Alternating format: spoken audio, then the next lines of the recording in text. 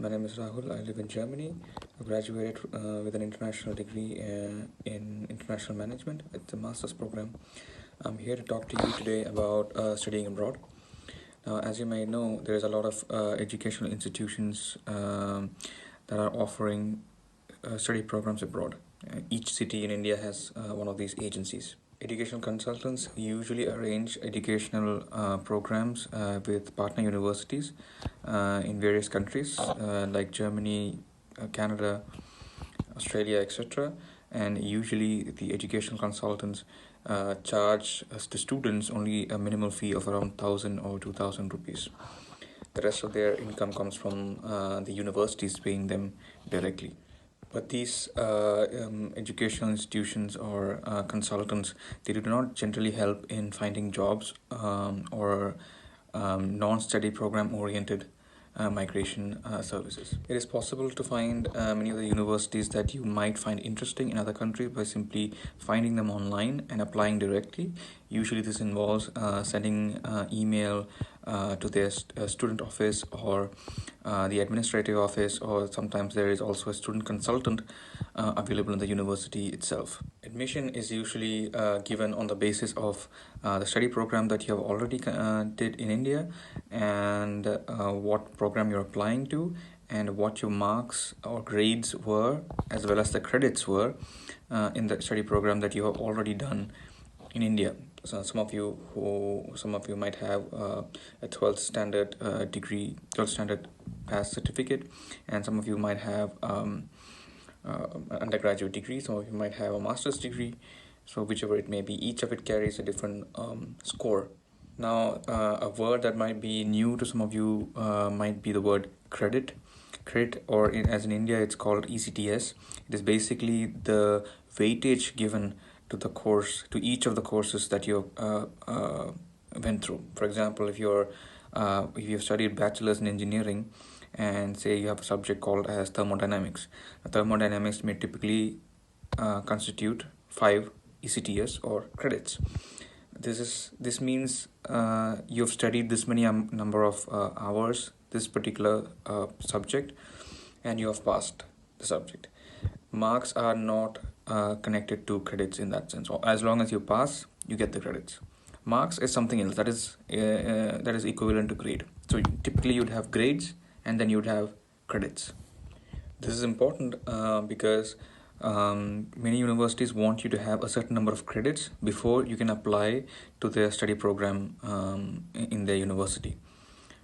It depends on what study program you apply to. This information will typically be given to you by the study consultant, either by the study abroad consultant in India, or if you contact the university directly, then they will give you the information. Once the university that you're applying to is satisfied with your credentials, your certificates, they will issue you an offer letter, which then is the primary document that you need to show to the embassy to get a visa.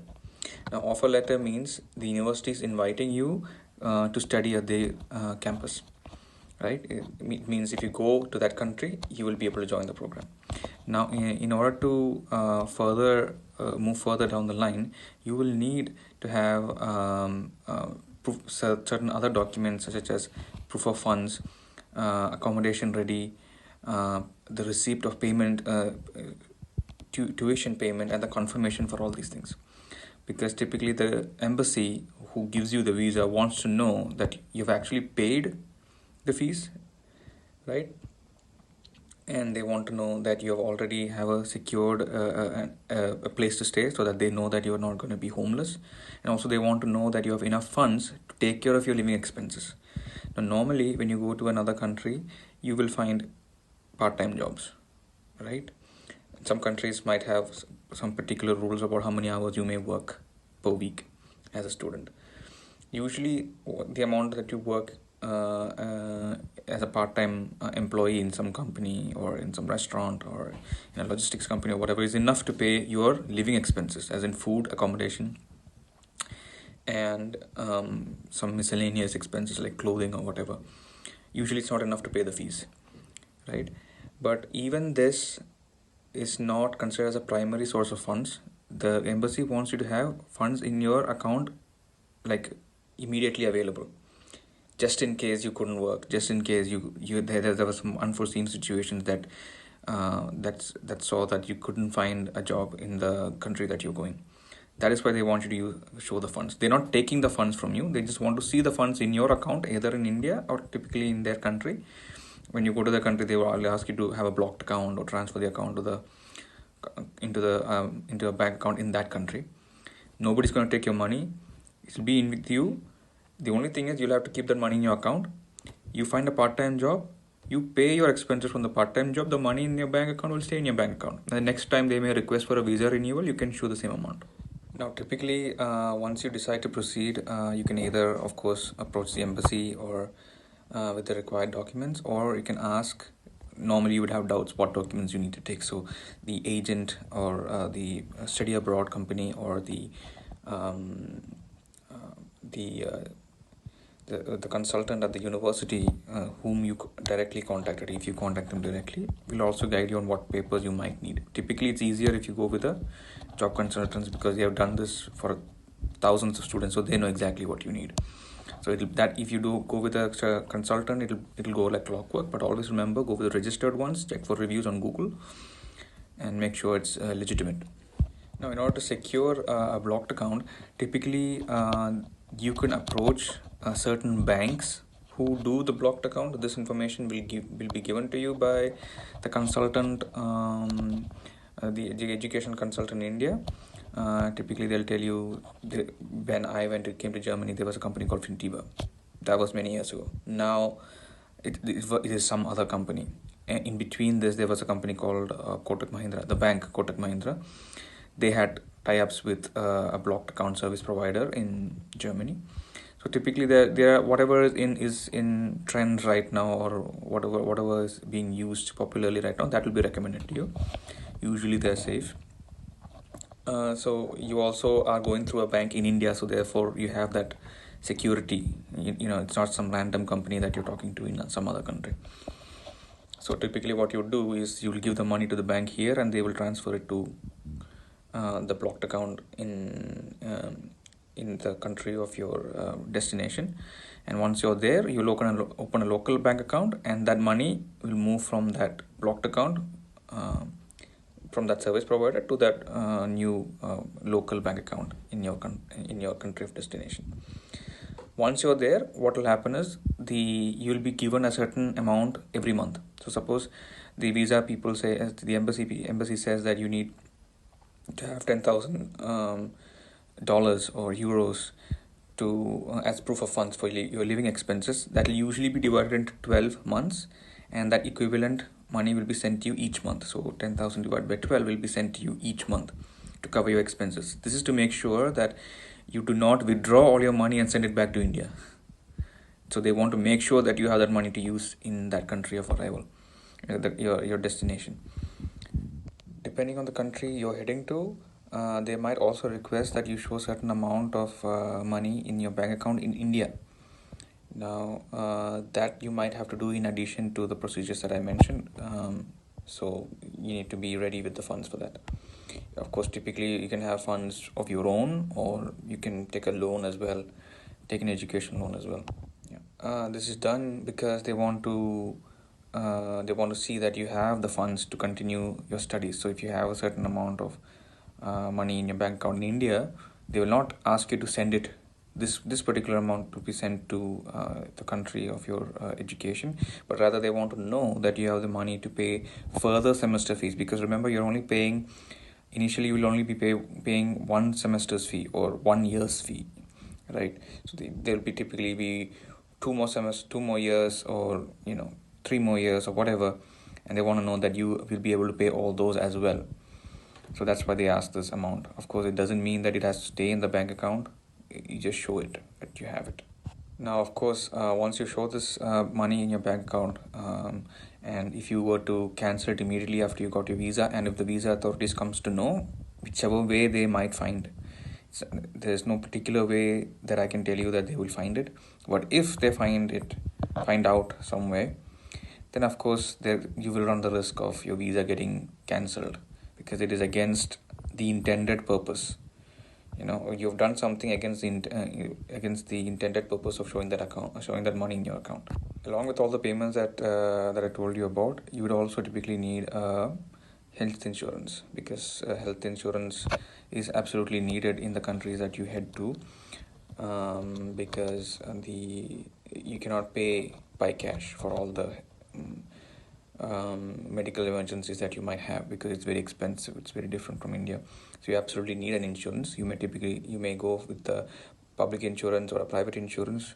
Usually the public insurances are pretty good and comprehensive, and you don't that's usually stress free, but it's also more expensive. But in my opinion, it's worth it. Private insurance is cheaper, but usually you'll have to pay from hand first, and then they'll give you back some amount of the money, maybe not the whole amount. So this is the case with Germany. Each country has its own peculiar situation. This amount will also be have to be paid from India. If you're going through a consultant, they will tell you that you need to that you can take so and so insurance from so and so company, and you can pay it and get the insurance directly. And because everything is online, you pay for the insurance online, and you get the insurance number, policy number, a digital proof that you have insurance, and you keep it in your pocket. So that. Now, regarding accommodation, you typically have options such as host yourself most of the food. There are restaurants here, but it would be very expensive if you were to eat 3 times a day every day for a month. That would cost you probably three or 4 times, or at least 3 times your rental expense. So cooking is the primary way to have food. But of course, this does not mean you have to carry all the utensils from India. You get pretty much everything here, including electric rice cookers. The only thing you don't get is a pressure cooker in Europe, and so you can find this out from your local sources. You can also ask a contact person to help you answer any questions. This contact person could usually be a student who's already studying there, and this contact information can be had from your university contact person, who may not help you with the smaller details apart from the paperwork, or you can ask the agency who's arranging your paper work for the visa from India. In some universities, they might have courses that you can do before the actual course starts, usually for a few weeks or a few months. These are like a familiarization course, or they might help you understand the local culture, or they might prep you up for the study program ahead. But these are usually useful because you get to go to this country ahead of your ahead of the time when your serious study starts. You'll have time to settle in, you'll make some friends, you can discover the places without stress, and you can do all kinds of personal development in that time, and get used to the environment. This could be very useful because there are some people who come here and they find the whole experience a little difficult, and this situation can be avoided. For these kind of courses that I just mentioned, you might have to pay an extra fee. So it's better if you can afford it, you can go for it. In some universities, they give it for free. And then in that case, but the only requirement would be that you complete that course. Of course, there are many universities like public universities in Germany where education is free. In such a case, then of course this would also be free. And there are quite a lot of English courses in German universities. Usually they are technical courses, but there are also a few management courses. To find out which these universities are, or which are the public universities in Germany, all you have to do is just check out the names of cities in Germany, and each of them will have a university in its name. So for example, if you have the city of Bonn in city of Bonn in Germany, there is a university called Bonn University. And if you take another city called Aachen, there is also a university there with the same name. So you can easily find a lot of public universities in this form, and you'd find a lot of English courses there as well, and then in that case you can study for free. Since it is too lengthy, the remaining information is covered in Volume 3. Thank you.